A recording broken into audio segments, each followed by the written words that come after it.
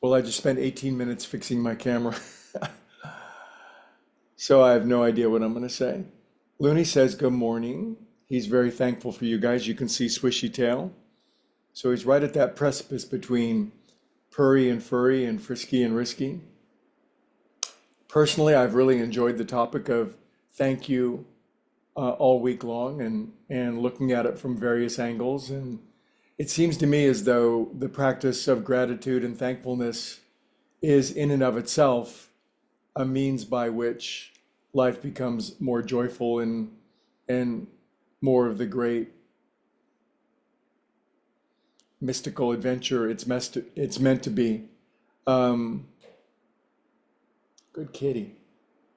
Yeah, so practicing thankfulness helps us to see through the veil of tears, doesn't it? Now, it seems to me that a good analogy and a great yogi of mine that I really enjoy, Paramahansa Yogananda, talks about the movie metaphor of life. And when you go to the movies and you see not an average movie, but a great one, and you're sitting in the theater, it's as though our consciousness dissolves into the movie.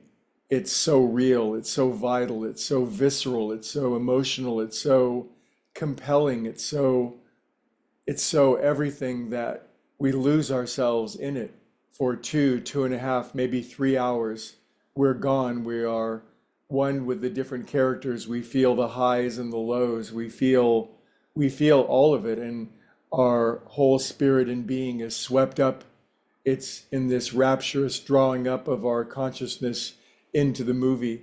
And then the movie ends, and the lights come up, and there's the movie screen, blank, and unaffected by the movie that just played on it. And the movie screen is not torn up, it's not shredded, it's not partially burned up.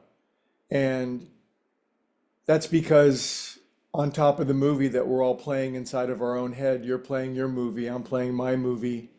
The screen of consciousness is never affected.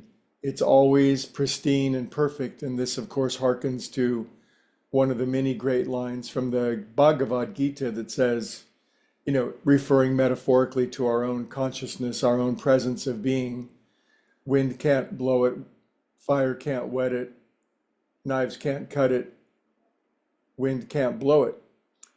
And yet, it's so difficult for us humans to remember this, because if there's one thing that happens to us when we come here on this earth plane is almost a perfect forgetfulness. And this forgetfulness can last our whole lifetime. And in our forgetfulness, we can become almost perfectly seduced by sin, death, fear, worry, dread, mean-spiritedness, selfishness, degradation, fighting, war. And man, does that illusion or delusion seem perfectly real. And yet when we begin to break out of it, we do begin to remember. We practice remembering as a daily thing. Then the pure presence of being begins to shine through. And the yogis had a name for that as well. They call it Sat Chit Ananda, ever conscious, ever aware, ever new bliss.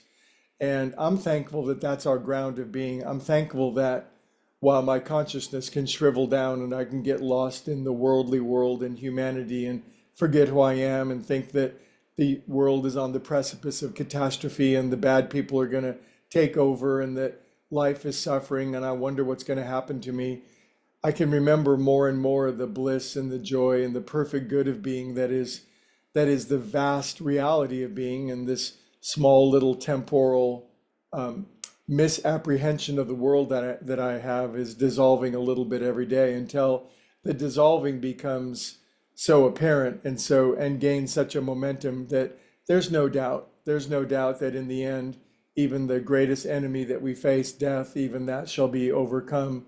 So thankfulness is a practice, isn't it? If you don't practice thankfulness, you're crappy at it. And if you do practice thankfulness every day, here's what I really want to say today. The practice of thankfulness, it changes the world, and the way that we think. We begin to influence the world with our gratitude and our love and our appreciation and getting absolutely bit as hard as I can by the beast.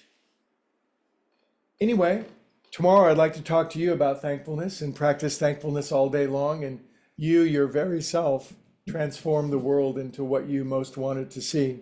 I'll see you tomorrow.